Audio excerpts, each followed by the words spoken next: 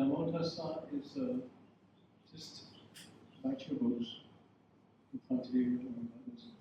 Namo Tassa is it's a statement. It's a statement saying that pay homage to the Lord Buddha.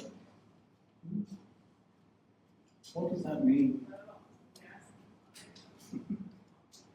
It's actually, it maybe takes some time.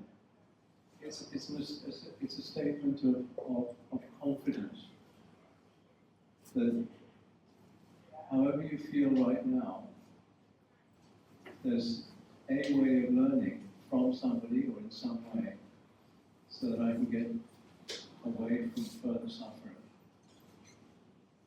That's what Namo Tassa really means, because it's expressing confidence in the Lord Buddha and the Lord Buddha's promise and offering from over 2,600 years is that there is a way that humans can behave that will lead them and other humans and any beings that follow it away from additional suffering, additional stress. You don't have to add to your stress if you follow the teachings of the Lord Buddha. That's what it's saying. And by saying homage, Namo Tassa Bhagavato, you're actually expressing that confidence. And if you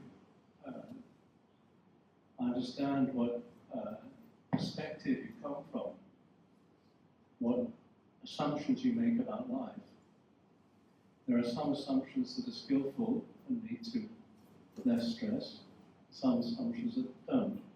If you assume it's not possible, and there's no way of learning, then you're not going to try.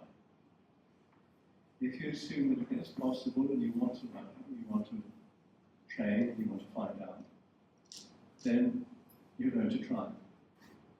This is called Sammaditthi.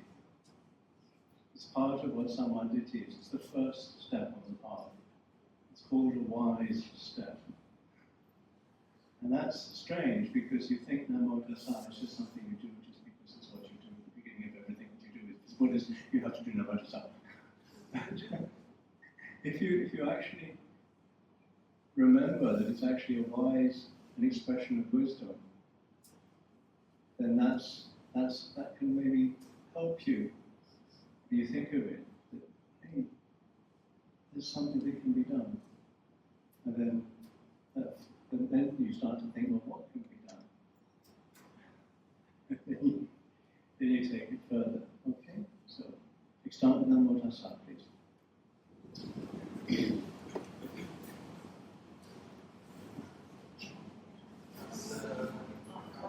Namo Arahato Samma Sambuddhassa.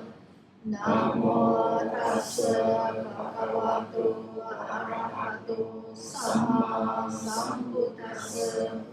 Namo Tassa Bhagavato Arahato Samma Sambuddhassa. Okay, now the next bit. Buddham Saranam Gacchami, Dhammam Saranam Gacchami, Sangham Saranam Gacchami. As you probably know, was actually how people joined as bhikkhus. Way back when. It was enough just to say Buddham Saranam Gacchami, Dhammam Saranam Gacchami, Sangham Saranam Gacchami. So that's the way they came. Straight there. So it's actually making a really clear intention that you would really like to be a disciple of the Lord Buddha. First of all, you say that there is the Lord Buddha, yeah? And there is something that you can learn.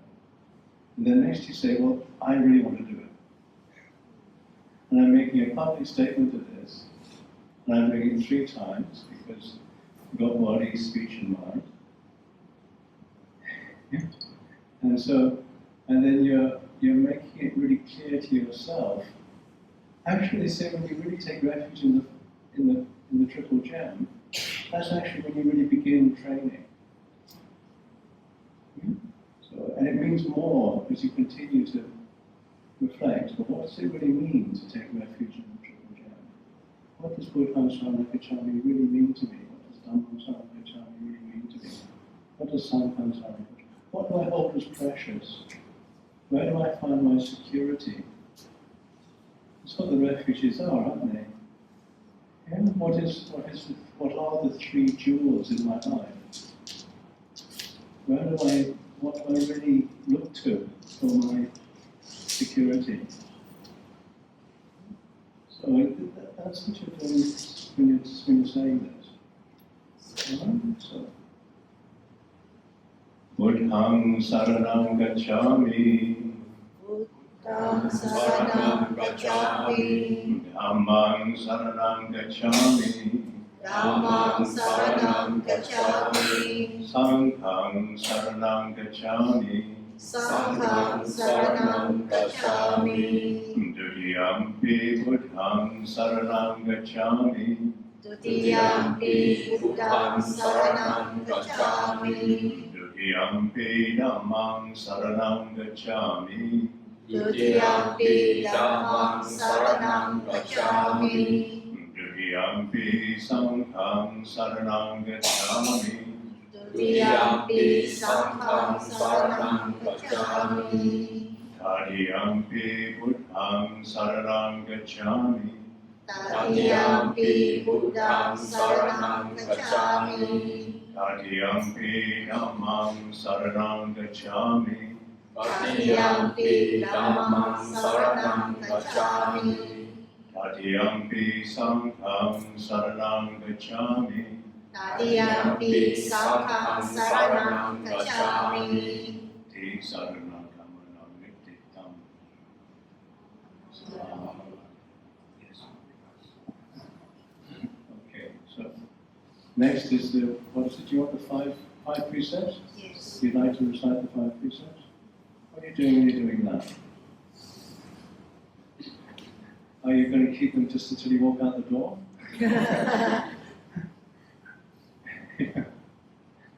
So, what you do when you say you wish to train following the 5 precepts, it's something that you're doing to really only humans can do.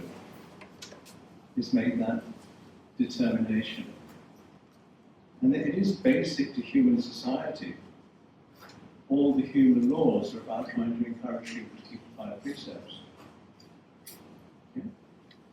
In different ways. And when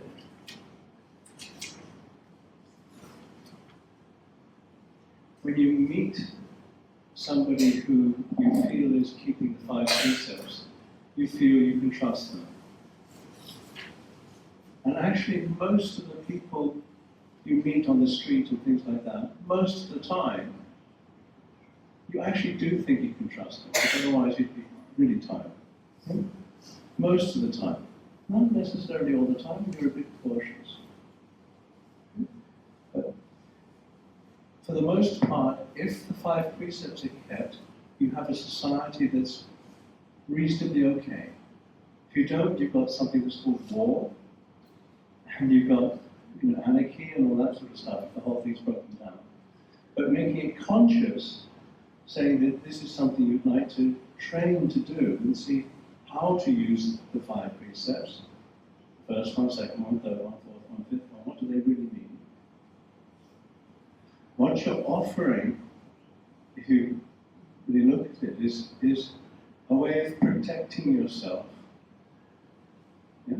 You don't need to hide anything, so your actions are protected.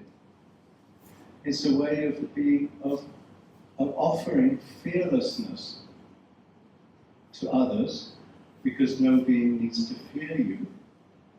So it's a generous thing that you can give to all beings. Somebody who's who's training using the 5 precepts, and you give yourself fearlessness because you're protected by the 5 precepts. So what you're offering with the 5 precepts is fearlessness.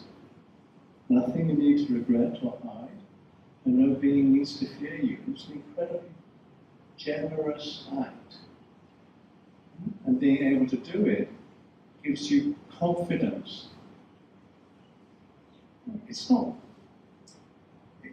And it also can be used as a way of increasing wisdom, because you notice the inclination to try to break the 5 precepts, then you notice what karma you're creating.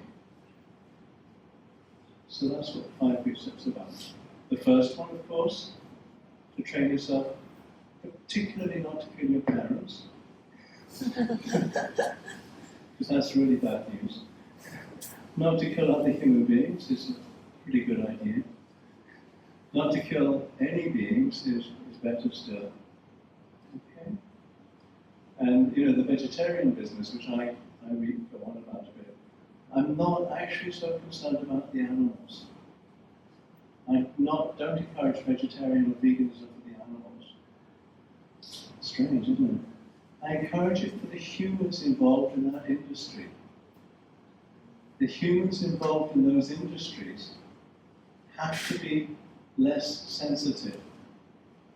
And encouraging or buying things and increasing the profit of beings involved in the industries of raising or killing or capturing animals is actually contributing to their bad karma. So that's why I encourage it, particularly nowadays, with the whole way that the industries are going. It's not like it's, just a few farmers in the back. There's a whole crazy industry. And the beings involved, the people involved, have to be less sensitive in order to do it. And less sensitive means more dead. And more dead means more dangerous. We want zombies, but zombie apocalypse. It's that sort of insensitivity. We think that offering a wonderful meal, you get the most expensive meat, the most expensive fish, and then you offer it. Yes.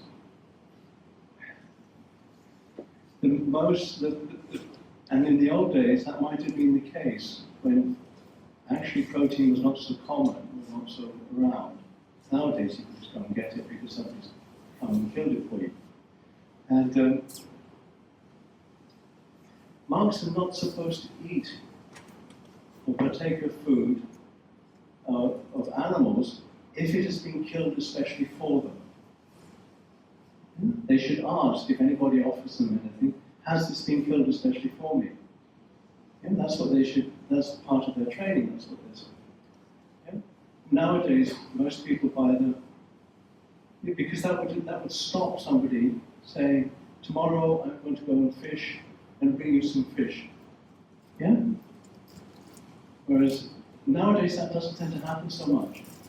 I would like to encourage the idea that if we should ask, has this animal product been purchased especially for me? Has it, would you eat it? Would you be eating this if it wasn't for me? Yeah? If you share a dish that you've prepared for your family that happens to have meat in it, and you say, well, I'd like to share this with the monks because I've been doing it anyway, then that's one thing. But if you buy something especially for the monks, which has got meat in it, then that I'm less happy about, because then you're contributing directly because you want to support them. Do you see the difference? So that's why I tend to say vegan or vegetarian food. Second one, do you forget passwords? And do you forget your keys sometimes? I would really like to persuade everybody on the planet to keep the second precept. Yeah, not to steal. If everybody kept the second precept, you'd never have to forget a password. You'd never have to keep any keys. Yeah, make life much easier, wouldn't it? The third precept, how much pain happens over sex? Yeah? And troubles and hassles over that, because this powerful energy is sex. Without sex we wouldn't be here, eh? So, it's what makes humans. And you know, at the time of the Lord Buddha, there maybe it was only 1 or 200 million on the whole planet, humans. Now, when I was born, there were probably less than 3 billion. Nowadays, 8, maybe 9, I'm not sure. Yeah. You know, powerful stuff. The fourth precept, of course, is this business of lying, intentionally deceiving people through speech or communication. How much trouble and hassle comes because with people deliberately trying to deceive people. You know, that's the reflection, lying, intentionally trying to deceive. And Suramirya, just not having a clear head. Yeah. So it's very much easier to break the other 4. So that's the reason. Yeah. Okay. So when you're taking the 5 precepts, when you're reflecting on the 5 precepts, when you're saying, this is something that I can offer beings, somebody who can be trusted in fearlessness.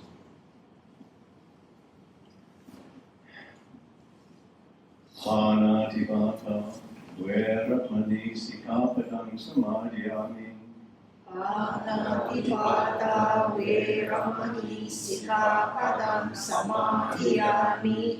Adinādāna vērapani sikāpadam samādhiyāmi. Adinādāna vērapani sikāpadam samādhiyāmi. Kāme smīcācarā vērapani sikāpadam samādhiyāmi. Kāmesu micācarā vērapani sikāpadam samādhiyāmi. Musāvādā vērapani sikāpadam samādhiyāmi. Musāvādā vērapani sikāpadam samādhiyāmi. Suramiraya maccapamadatthāna vērapani sikāpadam samādhiyāmi. Suramiraya maccapamadatthāna vērapani sikāpadam samādhiyāmi. Imāni panca sikāpadāni silena sukhatinyanti silena upasampada silena niputtiyanti tasma silāni.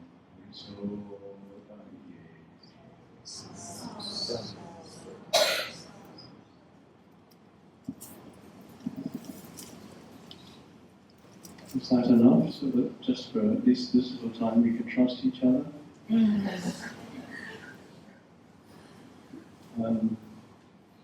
What are we doing next? Lunch, Dhamma and Dhamma talk. Okay. Questions and encouragement. Yeah, I've actually been living in Portugal longer than I've been living anywhere else. Now, and I still don't really speak good Portuguese, but I've got a Portuguese passport, which is helpful.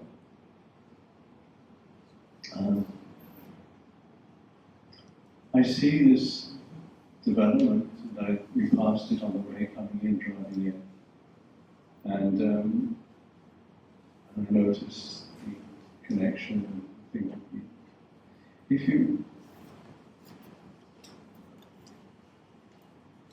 Mahakarana Buddhist Association, but this is different from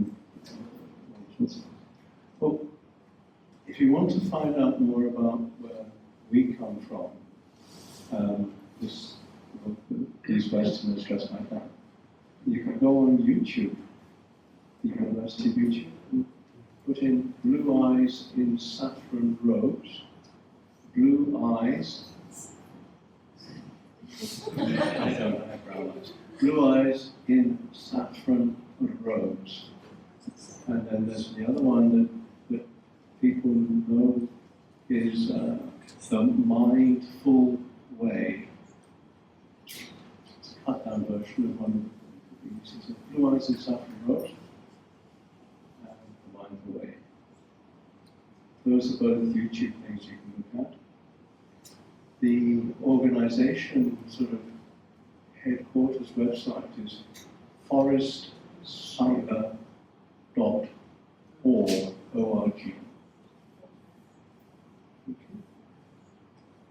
Share it around and have a look. It's great. Today's on public holiday, so there was less traffic coming here, which made me got here really quickly. And I'm easy to answer questions. I don't really want to lecture you. I just thought to introduce where we're at and what we're part of. And the Forest Sangha is associated with Ajahn Chah. Yes. Can you advise on how to practice as you grow older and with medical problems coming on? How to practice as you grow older with medical problems coming on?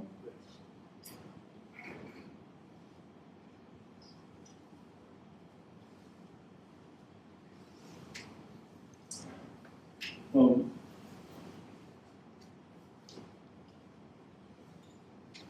the body is going to do what the body does. And certainly there are, this is my 72nd year. And I've been through a few operations, but nothing major that is major organ operations. It's more like bones and backs and knees and things like that.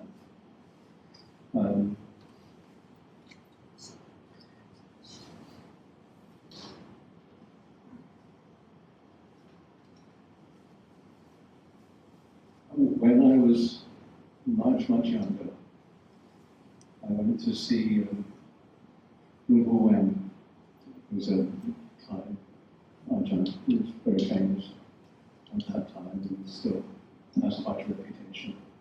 And at that time he was really old. I don't know quite how old, but probably in his late 80s. And we only spent a little bit of time there. The only advice he gave us was practice when you were young. He apparently still went to the Panimokkha, the recitation of the 227 rules of Sangha as well. And his walking meditation now at that age was being pushed up and down in his wheelchair, smoking a cigar. Small cheroot. That's what I was told. Very easy. I think with what makes everything worse is not wanting it to happen or wanting it to be different. This sense of I want this to be different will adds to the problem of it. If you listen to Upasampada, who's now 92, he's got a lot on YouTube now as he gets older. He talks a lot about the aging because now he doesn't feel very much below his knees. So it's like walking on pegs. His retina has deteriorated so much that he can't really see more than a couple of meters ahead of him. And his hearing is terrible without hearing aids. And he likes getting old. He finds it peaceful. That's the embarrassment of the body, because as he gets older, it doesn't behave in quite the same way. I mean, a few years ago I started noticing that around the lips it's less sensitive, so we start to dribble more. kids, don't worry about it. You live long enough, you've got it coming to you. And other things start happening. So, yeah, practice well when you're young. And as you're older, don't dwell in aversion. Don't dwell in aversion to what's happening. Take an interest in what's happening. And don't take it personally. The body is got to do what the body does. Yes, by all means exercise. Yes, by all means take care. Yes, by all means reflect on the goodness of your life. Yes, by all means, if you can, forgive what you can. Forgive people, forgive yourself, and forgive others for whatever things that you feel might cause yourself or others harm. Do that. Don't worry about reconciliation. Reconciliation's extra. Reconciliation takes time and building, but forgiveness is something, is putting down a burden. So those are the things that I would suggest. First, not taking it personally, so far as having interest in it as something that's going to happen anyway. It's the body. The alternative is what? You're not going to get younger. So the alternative to getting older is death. So to use the time is a way of reflecting on Dhamma. What's the best thing that I can do with this time? 72 is not particularly old, but it's enough for me to be aware of the hassles that these things are going through. So those are the sorts of things that I would recommend. So what about meditation? What meditation are you very familiar with? What meditation, do you enjoy your meditation, whatever it is? Do you find ways of enjoying it?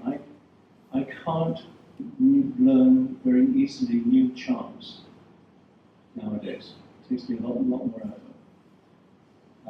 I probably would find it difficult to get the Padimokkha together again. But in terms of just general meditation, getting old is not a block to that in general. It's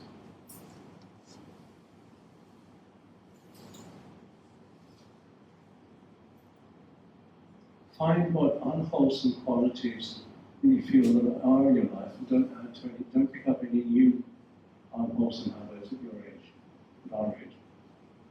Don't start thinking, well, now it's okay to do something because it doesn't really matter so much. So don't pick up new bad habits. And give time to the wholesome habits that you have already cultivated. And if you're whatever meditation practice you generally follow, you do that. And in terms of contemplating death, the recommendation for that is every breath. Every breath is an opportunity of death. That's for all beings, all of us. So, because you don't know whether there's going to be another in-breath. Every out-breath is not sure if there's going to be another in-breath. Strangely enough, because the future is not known. Let's go. Do you have a particular meditation practice that you are fond of? Yes. Keep doing that. Keep doing that. And notice how it works for you over time. Yeah, most of the time it's up and down. Yeah. I wouldn't try to pick up any new one, because that's the difficulty with us old dogs. It's difficult for us to learn new tricks. Turn your attention inwards so you know what's happening. If you say, well, I'm going to start a new meditation technique, I don't know whether I could be bothered really. Out of interest, maybe.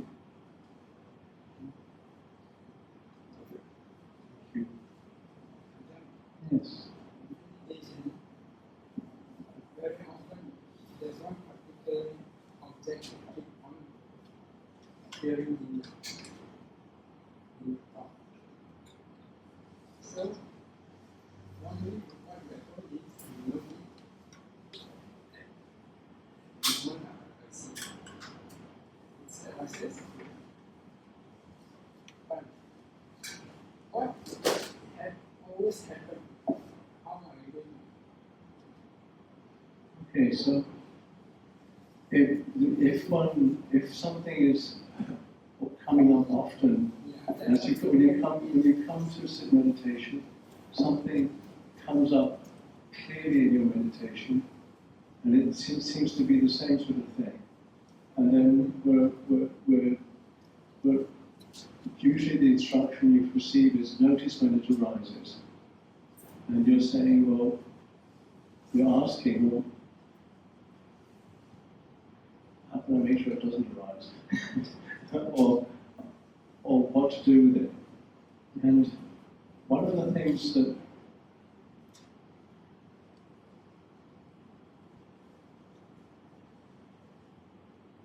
you might try is notice when it's not there. Notice whenever it is that you think, well, this always comes up. Notice when it's not there, and then notice how the body and how the heart is when it's not there. So that if it does arise, or when it arises, you know also where it's not. Because if something arises in consciousness, it doesn't have to obsess you.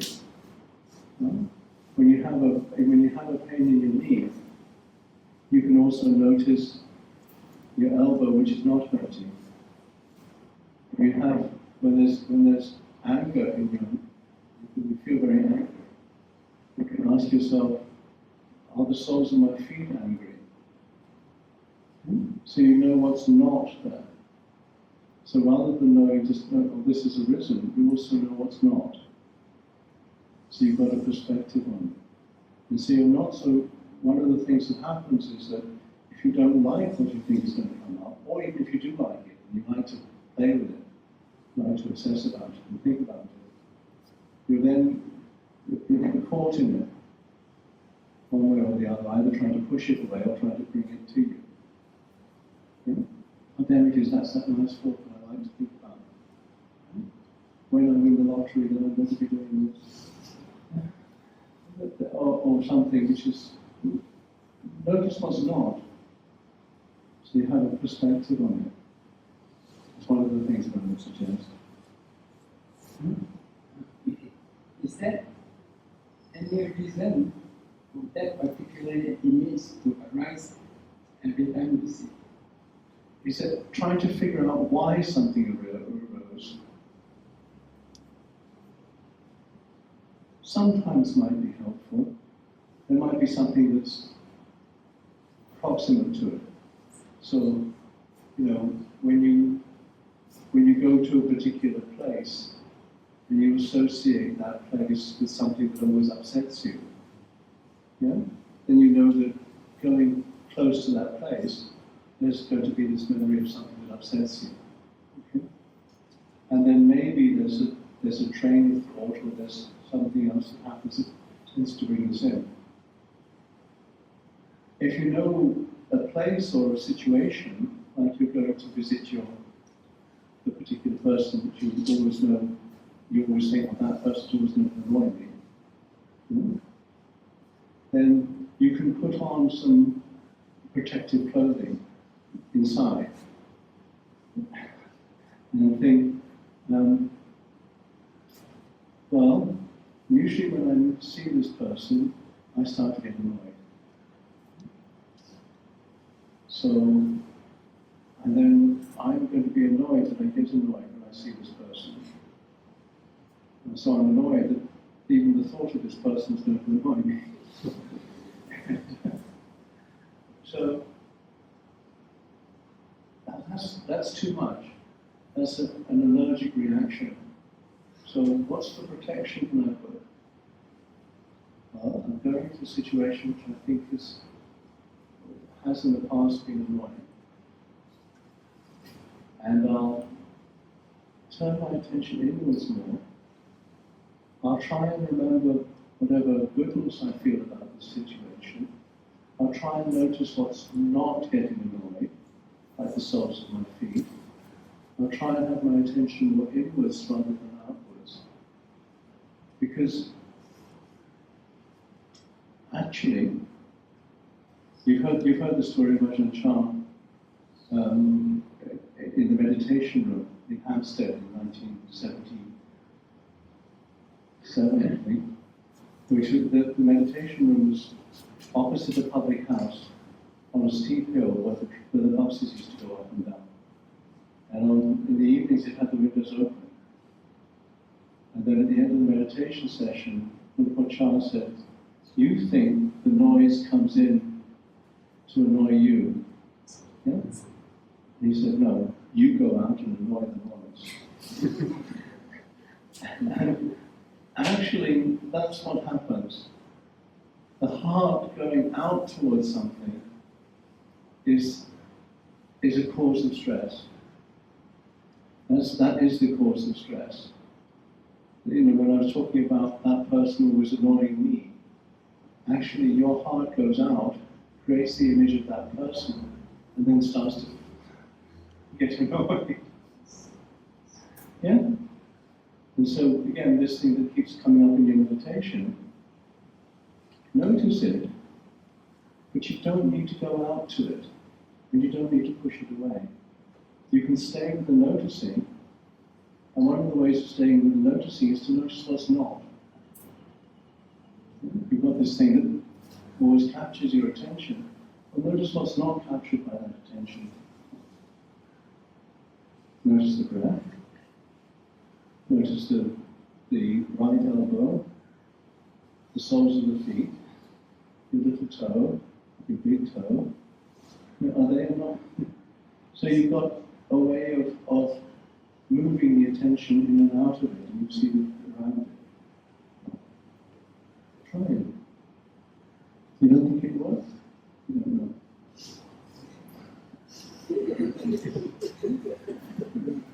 And then the problem is, every time you finish the meditation, I take the image of the Buddha. Yes. Right?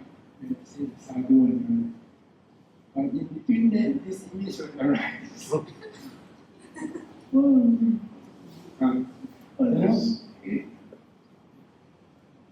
Before I can finish, then it arises. Then of course, Notice what's not, or notice the space in which that image arises. It looks as if that the heart is going out and creating this problem the whole time. So to turn the attention inwards, where's that? Where's the space and silence? Because be kind to yourself. And you know, how long has it been happening for? 20 years? 30 years? No, not that long. A few years. And the other thing, the other thing that Ajahn Chah did say was somebody who said that they were always caught up in anger. They were spent the whole time meditating being angry. And he said to them, put a clock in front of you, and then say to yourself with that clock there, I am going to be angry. I'm going to stay angry for 2 hours. Sit there and see if you can do it. Some people might be able to do it. And then if I'm making more clear, the image is not one particular image. You know, it will appear after some time, then another one will appear. Especially when you complete the meditation will bring the refuge. Yeah. He said the image of the Buddha. Yes. Something pops up, you know, then you are aware of it, then it goes on. If it's an image of the Buddha, it's no problem. That's the problem. There's an image of the Buddha, so there's an image of the Buddha. Buddha comes, Buddha goes. So will I become as the Buddha? So It's not I a don't big understand why you keep on arising. It's just dependent upon Not what at you any other time. It's subtle that If it comes up, it comes up. Comes up, it goes away. It's not annoying, it's not annoying. If it's annoying, it's annoying. It's the image of the Buddha is a big problem. If you're worried about making more of it, it's okay, it's good to ask questions. It's good to ask questions. If it's an image of the Buddha, it's an image of the Buddha. And that's actually the best you can do. A lot of times that's the best you can do. It's, I don't intend to kill. I don't want them to come. yeah, and then you do your best and share merits. For example, termites. If you Yeah. have termites in your house, what do? Yeah, exactly. You still have to kill them. And then pray that the book because It's a whole business. Share merits. Share merits. correct. Share merits and don't buy meat and fish for the next month or something. Yeah, really do it.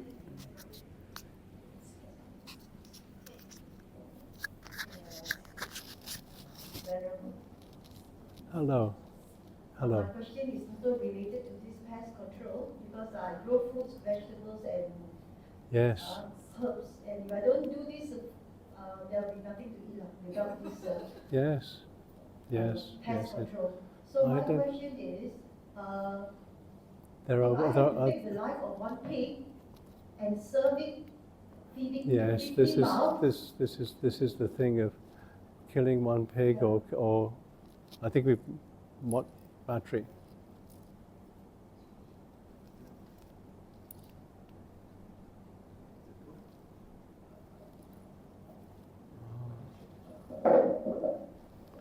so Is it worth killing one elephant? no, yeah, if I kill one pig and I can feed probably 50 mouths, then if I just eat from one plate of rice with one plate of vegetable, I'm sure there are hundreds of lives killed, even more.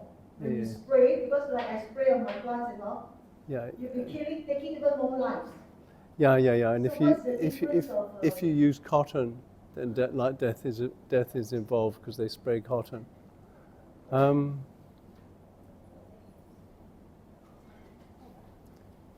Even if it's all right. Tidapa ada lagi.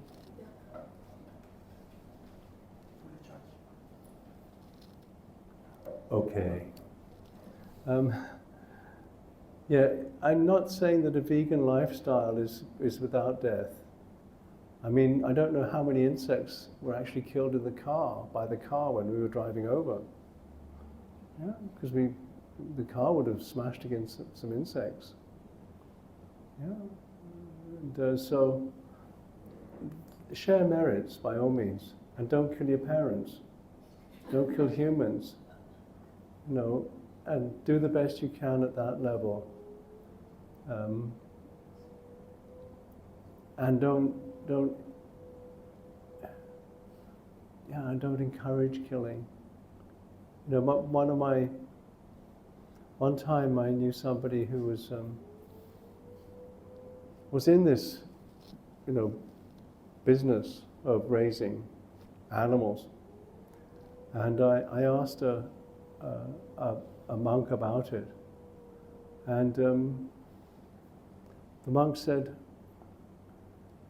if the person, a person who has a job has to put rice in the bowl, yeah? So if you've got a job, that's your job. Do it the very, very best you can and get out of it as quickly as possible, and then make as much merit as you can and dedicate it to all the animals that have died as a result of your actions.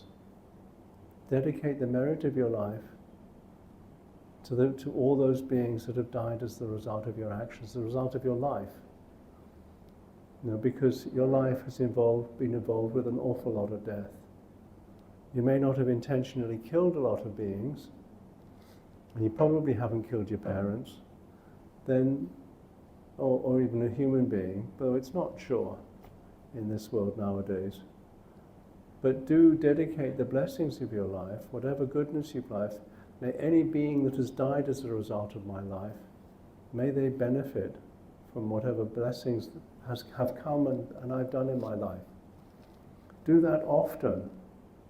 Share that often. Share merits often with all the cockroaches and all the spiders and stuff like that might have died, all the flies that might be caught on your windscreen, and all the animals that might have died bringing the vegetables that you eat. Dedicate the merits of the blessings of your life to those beings, so you're conscious that your life involves death, and that you can share blessings, and in sharing blessings, you don't have less blessings yourself. It's not like sharing your sweets or your money. You actually get a better return. When you share blessings, you get more blessings.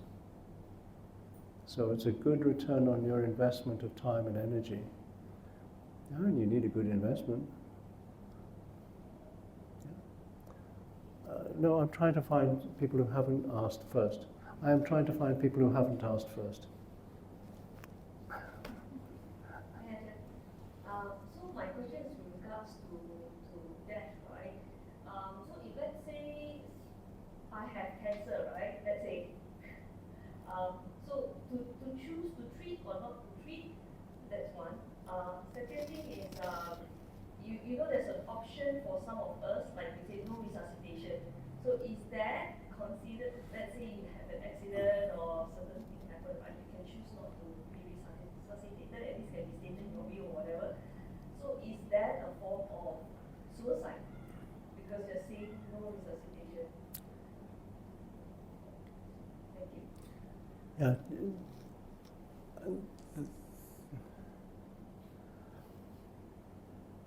The treatment or not treatment for sickness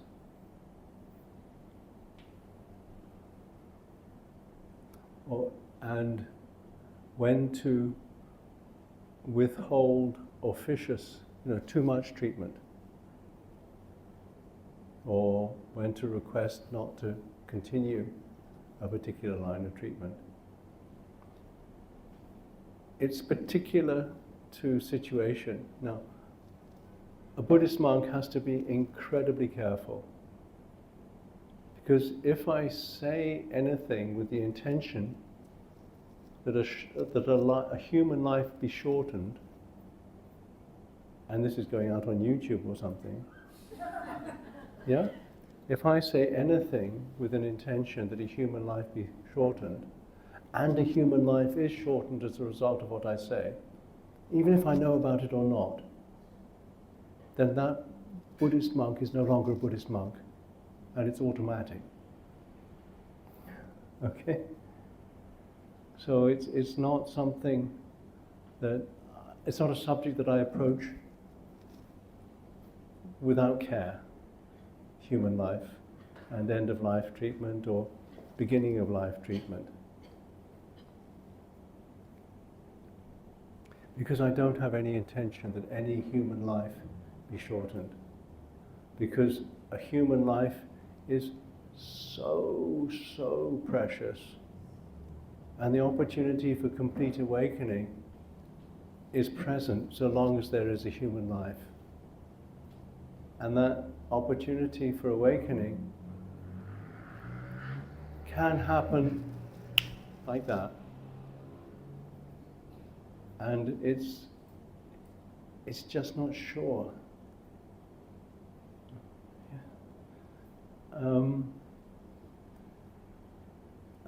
Personally, I carry a donor card.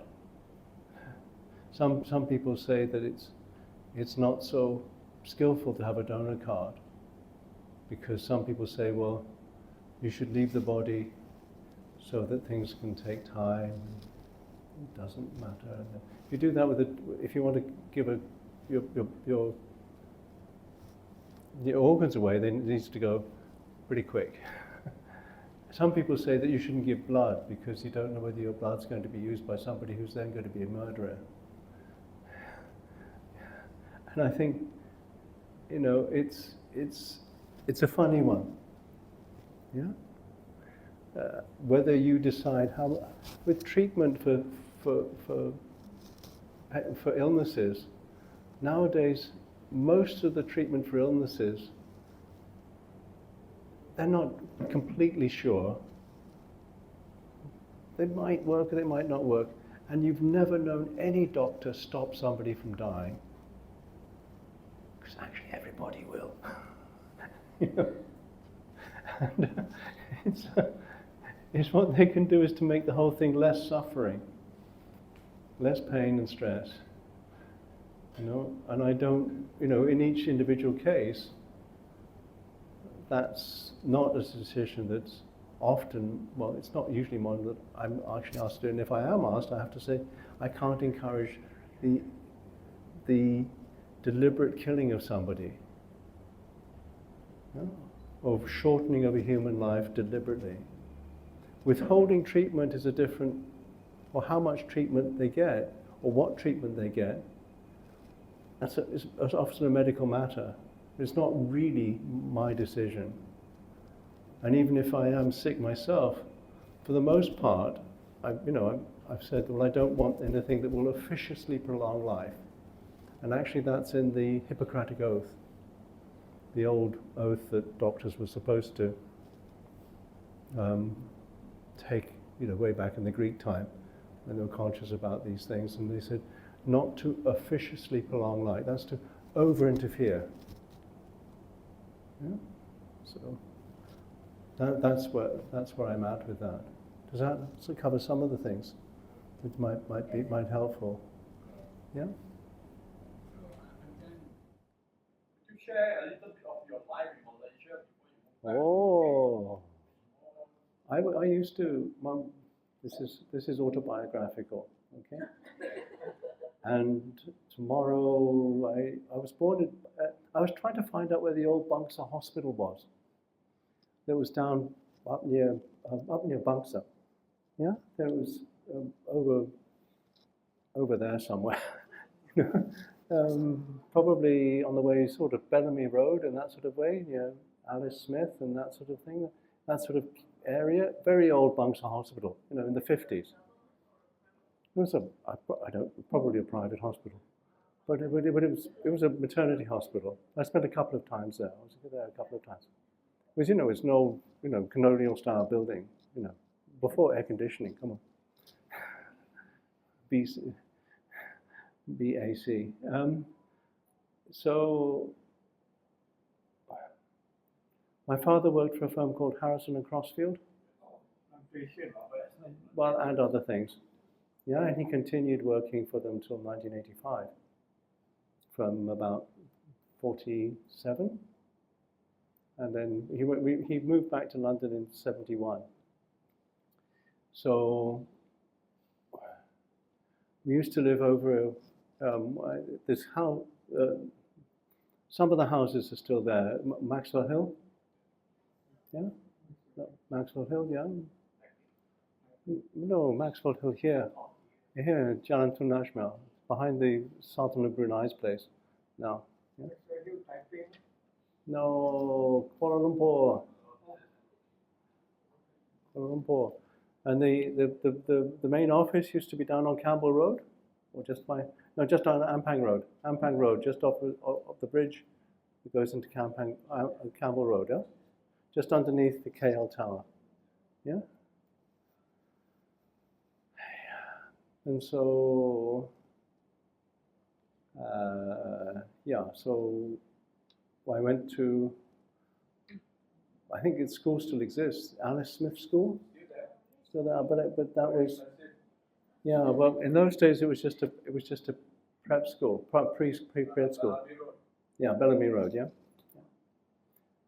Close by the old airport, the very old airport. Huh? Yeah. I remember when what is now the old airport was built, watching it being built. So I started traveling when I was sort of hand baggage, about this big, back to England. And then at the age of 6, I started traveling with my sister, who was a couple of years old, 3 years older, to and from England alone, going to school. So I was at boarding school from the age of 6 until, and then I used to come back to Malaysia once a year maybe, sometimes twice a year, towards the end of the time. So my father was mostly around the whole of Malaysia. Agency was an agency company that then became the owner of some of the places that it had been agency for. So Sabah, Sarawak, and then also later on in his life there was also Sri Lanka, India, Papua New Guinea, different places. I just spent a lot of time at the Lake Club because it was close. Yeah, that was possibly what I did. Or down at the Selangor Club, Royal Selangor Club. Yeah. The dog. Yeah, the spotted dog. Yeah. And so I didn't really have so much to do here because it was holidays when I was here.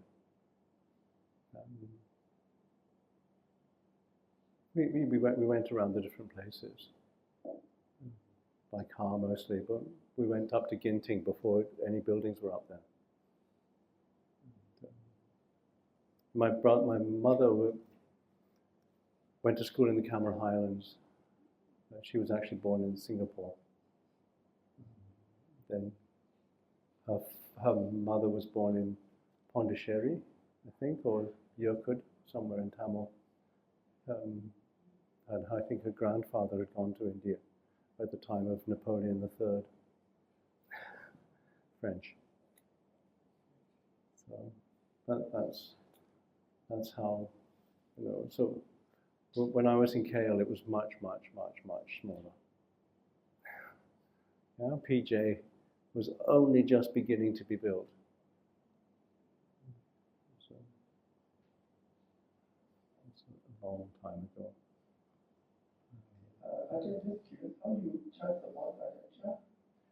That was because at the time I was I went to university, and because that's what you had to do, really, because that's what you were expected to do. I just got into university, and I found out all about different types of meditation, which I didn't do because I didn't have much confidence in it. And I found out about Hare Krishna, Divine Light, and all the other bits and pieces that you can find out. And one of the things that was happening in those days were hippies were traveling to the east to look for their gurus. Yeah, they were, and I'd already been in the east, so I didn't think it was worth making an extra special trip out there to find a guru, because I'd also heard the phrase, when the pupil is ready, the guru will appear. Yeah, I'd heard that phrase.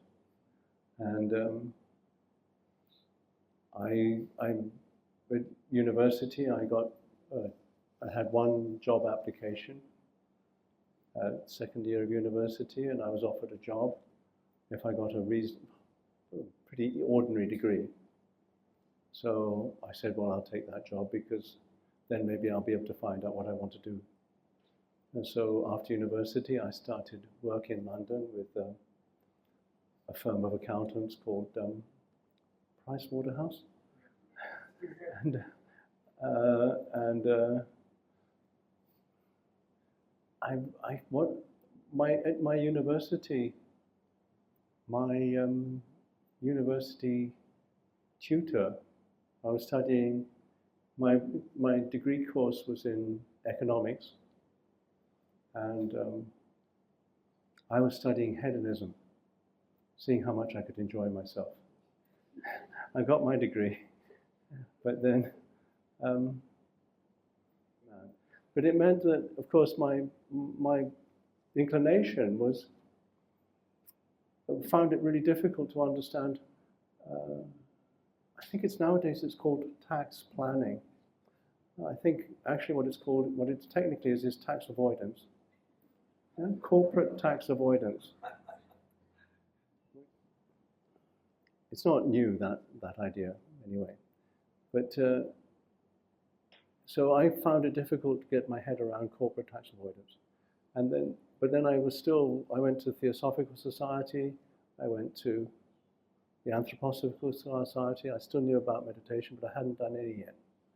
And then I heard in 1977 that Ajahn Chah, in 1975, a friend of mine from university, we used to go on to street theatre and theatre workshops, and they said to me, you should go on a 10-day meditation retreat. And the kicker of this is, you don't have to pay for it. Yeah, it's free. Okay, and it's being taught by the teacher's teacher is an accountant. Okay, so I went on this meditation retreat, and I'd never sat in meditation before, and I had a fortnight's holiday, and it was 10 hours of sitting meditation a day, and I'd never sat on the floor before, and I was 22, 23 maybe, and it was life-changing, really. It was taught by a big American, ex-CIA, who'd learned from his teacher who came from Burma, who's a friend of a person called Indian guy I know exactly who he is. Goenka. He's a friend of Goenka's. Okay, so but what I heard on that retreat was that the teacher's teacher was a forest monk, because Goenka's teacher was U Ba Khin, who was the accountant general in Burma after independence, and for many years. And then his teacher was a forest monk called Lady Sayadaw. Lady Sayadaw, yeah. And one of his other U Ba Khin's other tutors was a person called John Coleman, who had been CIA in charge of CIA or part of CIA in Bangkok at the time of the Vietnam War, and who had been authorized to teach but didn't want to teach. So, but he was teaching in England at that time. And I heard that his students and he had heard that there were forest monks in London in 1977. And I'd just been on a meditation retreat, the second one with him, 75, 76. Then 77, I heard that there were forest monks in London. I was working in London, so I got on my bicycle and went to see them. And that was Ajahn Chah and Ajahn Sumedho. And so I thought I'd join and help the community for 3 months until I found out what I wanted to do next. That was after I decided that I wasn't going to retake my tax exam to try to figure out how to do more tax avoidance for companies, because I couldn't figure that one out. That was too difficult for me. So I thought I'd just join the community to cook and help around for a few months. And I thought 3 months would probably be enough. I'd heard about temporary ordinations by that time, which is common in Thailand. And then I'd be able to figure out what I wanted to do with the rest of my life. It's been a very long 3 months. I joined in 78. I was 24. Yeah. So I just kept going. And if the idea came that I wanted to do something else, I couldn't figure out what else I would be able to do with my life that might be of better value. Because at the age of 15, 16, most people think, I don't want to waste my life. If you have any privilege, that's what you feel. And but most of us don't really know what that really means. My father was basically a good person. He didn't like Buddhism at all.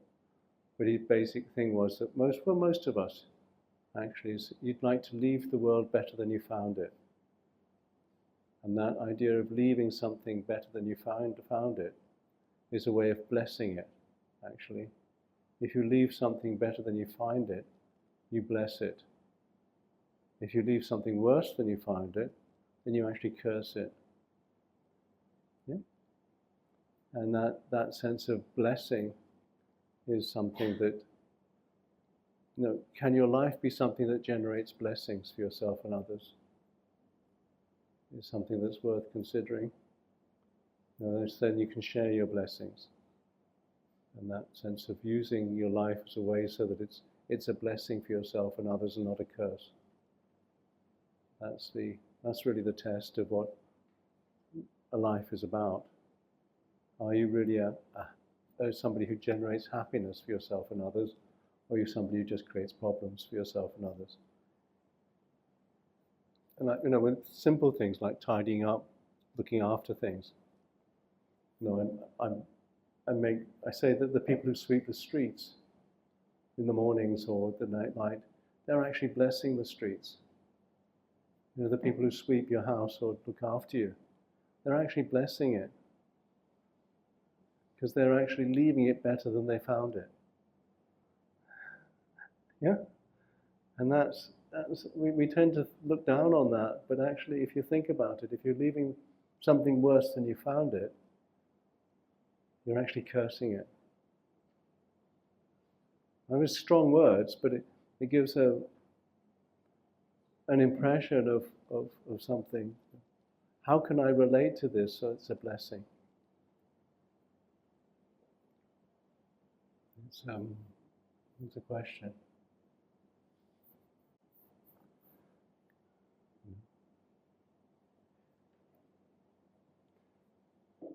At what age were you ordained as a monk?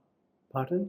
At what age? It was my 27th birthday when I took Upasampada.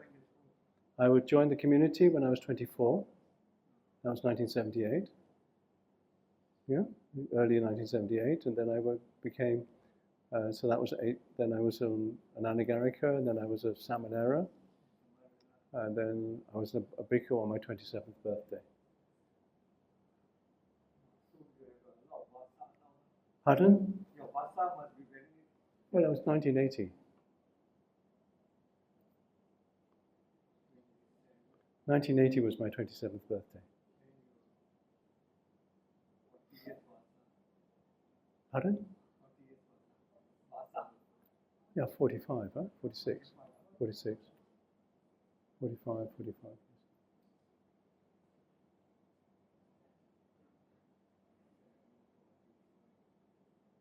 I only joined for 3 months.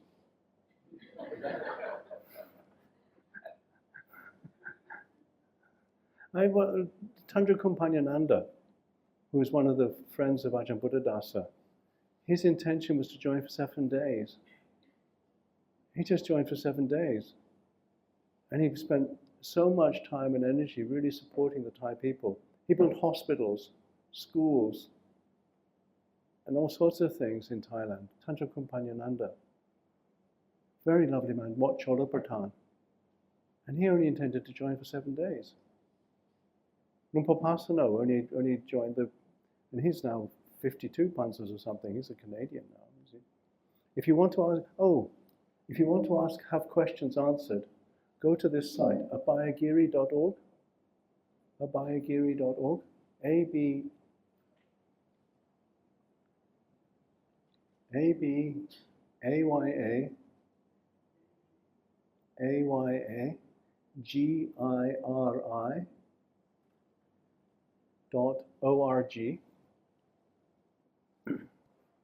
Yes.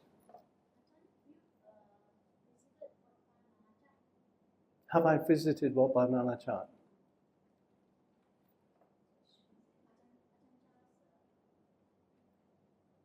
I went there in 79. I lived there for 5 years. Yes. Short answer, yes. Yes, that's where I went when I first went to Thailand. Okay, then let me ask, since James from Portugal, and it's considered a wine country, more or less, so how do you advise people over there when it regards to the 5th precept? Yeah, you don't break the 5th precept. You don't break it if somebody holds you down and forcibly opens your mouth. Otherwise, you're breaking it. It's better to acknowledge that you've broken the precept. And it's not a huge problem. It's not a huge problem. For people who want to keep the precepts, it's not a huge problem. If you don't want to keep the precepts, you don't keep the precepts. But it's not a huge problem. I don't find it difficult to teach.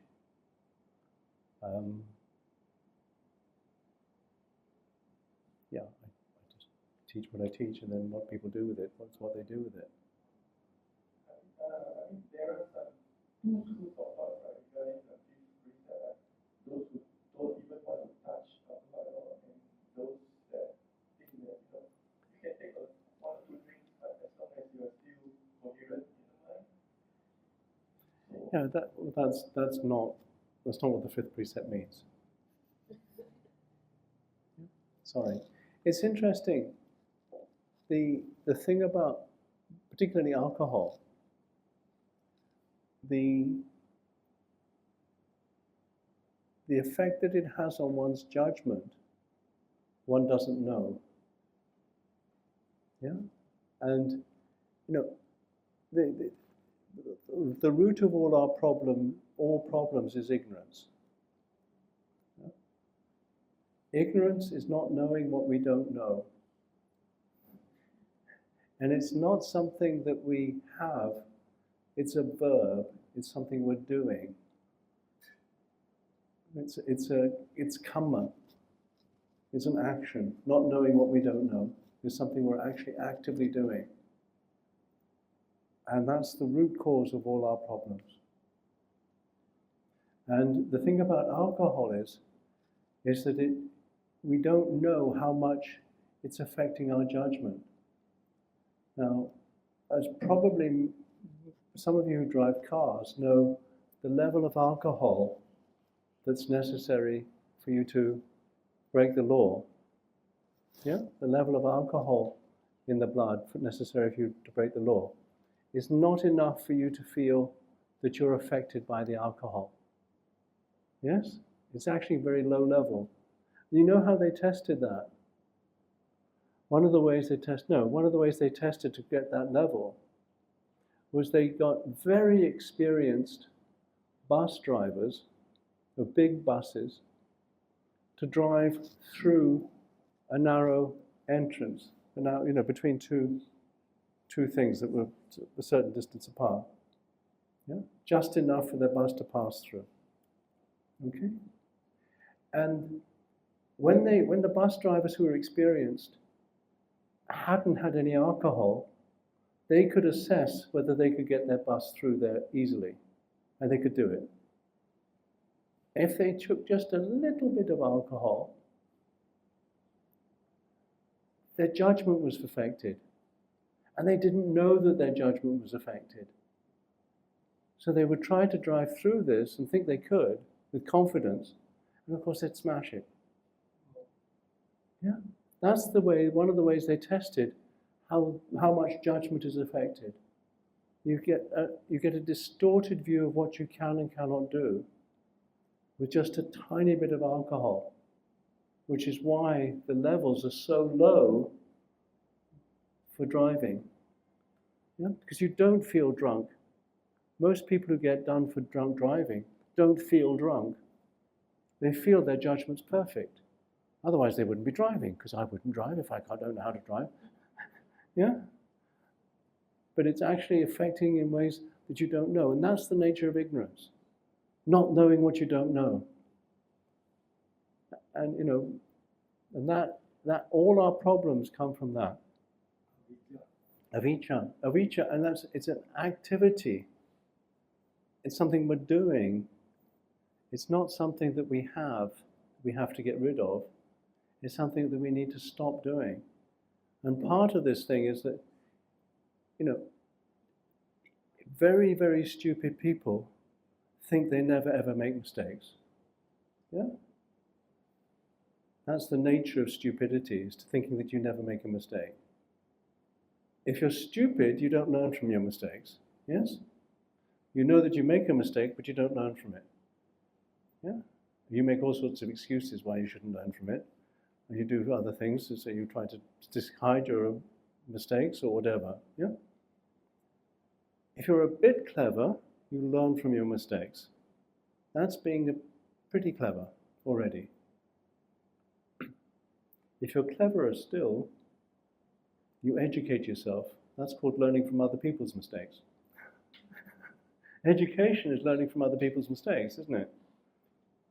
All education is learning from what other people have done, and then figuring out ways to not do it, or ways to get around it, or ways to do it. That's what education is. And then to know something, this is something that I do bang on about.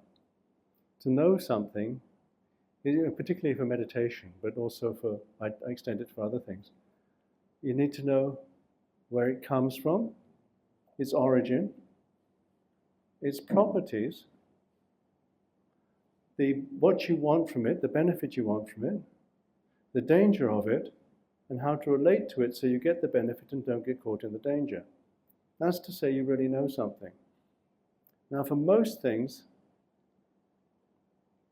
it's very clear that we don't know the origin.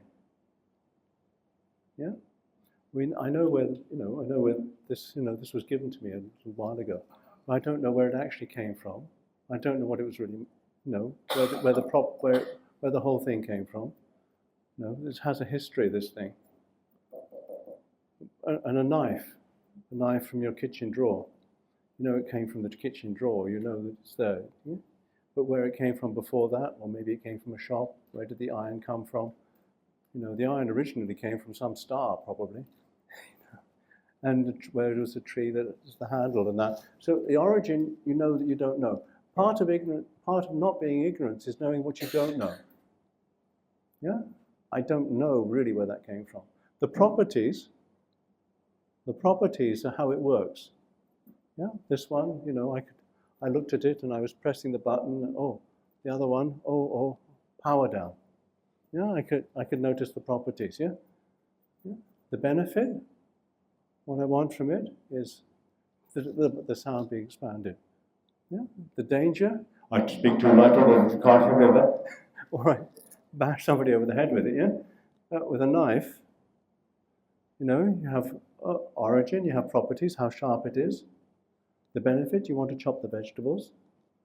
The danger, you chop your fingers, or somebody uses it as a murder weapon. Yeah? How to get the benefit from it and not get caught in the danger is the escape. Yeah? So you can have 5 things about something. Origin, property, benefit, danger, and escape. Or how to use it so you get the benefit and don't get caught in the danger. Yeah? That's how you know whether you know something. Yeah? And for most of us, we don't really know a lot. Now, for the Buddha, we have some reflections for some things, like food. So for monks, you have this thing about food. Why is he reflecting I use alms food? Not for fun, not for pleasure, not for fashioning, not for beautification. Only for the maintenance and nourishment of this body, for keeping it healthy, for helping with this holy life. Thinking thus, I will allay hunger without overeating so that I may continue to live blamelessly and at ease.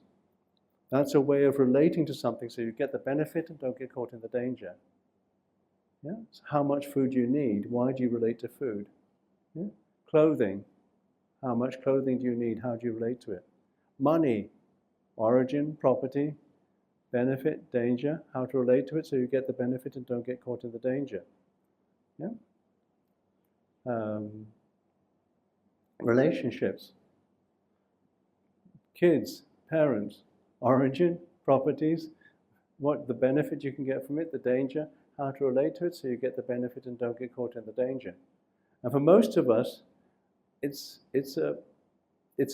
takes work and humility to know that you don't really know what you're doing. Yeah? And that makes you more careful. And anything that upsets your judgment means that you're going to probably make a mistake. And then if you've made a mistake because you've tried to justify, I don't really want to know what's going on, yeah? Then it's, yeah. So, yeah, alcohol, origin, properties, benefit, danger, how to use it so you get the benefit and don't get caught in the danger. You're trying to say, well, if I take just a little bit, I'm not going to get caught in the danger. Maybe you will, maybe you won't, but you need to be really careful. Alcohol is really helpful for, disinfecting. Or, heroin, origin, properties, benefit, danger, how to use it so you get the benefit and don't get caught in the danger. YouTube, origin, properties, benefit, danger, how to use it so you get the benefit and don't get caught in the danger. Don't spread too much stuff about, show me the edit before you publish.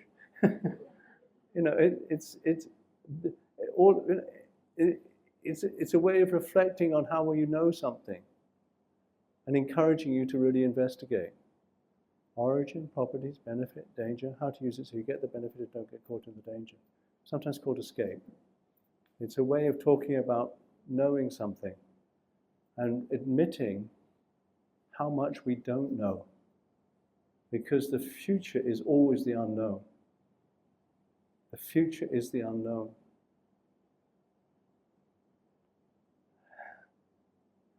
And knowing that we don't know that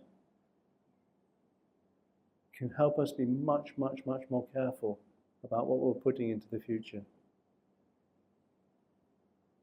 And what we put into the future is what comes from inside. And what we make of things, how we relate to things. So having attention inwards and humility can help keep us safe and others. Because the real question is, why was I born? Where did I come from? What are my properties? What's the benefit of this birth? What's the danger of this birth? How can I relate to this birth so I get the benefit and don't get caught in the danger? That's really the question that we've all been asking ourselves all our life.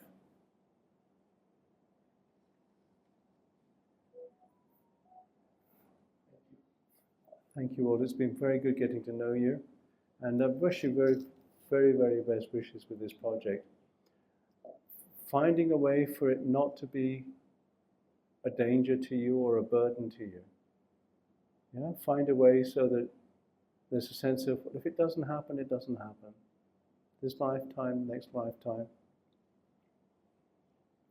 Just, yes, there's urgency. Yes, there's a way. So do what you can. But from a sense of, I am offering what I can of my time, my energy, and my possibilities. It's so that it's a source of joy for you all. I think you're incredibly lucky, actually, to have the support that you do have, to have the sight that I've just noticed. It is an incredible potential, and to come from a sense of, I'm doing what I can, I'm offering this for the benefit of all Malaysians, born and to be born. And may all the forces of goodness help support this for me, so that it's of less stress and less suffering for all beings. This is what your intention is. It's not as a way of puffing yourself up or making your life hard and difficult. Yes, it's going to be difficult, it's going to be work, it's an incredible amount of work. You've spoken to the people in Bubs about the effort that they've put into that, and that was over a lot of time. You're doing the very, very best you can. I sadhu anumodana your support for this, and I'm sorry I can't guarantee that there's going to be heaps of funds coming, and that everybody's going to work for free, and it's all going to be no problems with the regulations and everybody's going to be, but really, really great. You know, I'm happy to be here now, actually, because, you know, if maybe in 10 years' time, 15 years' time, maybe I come back, maybe I see something else. Okay? Very, very, very best wishes. Thank you all.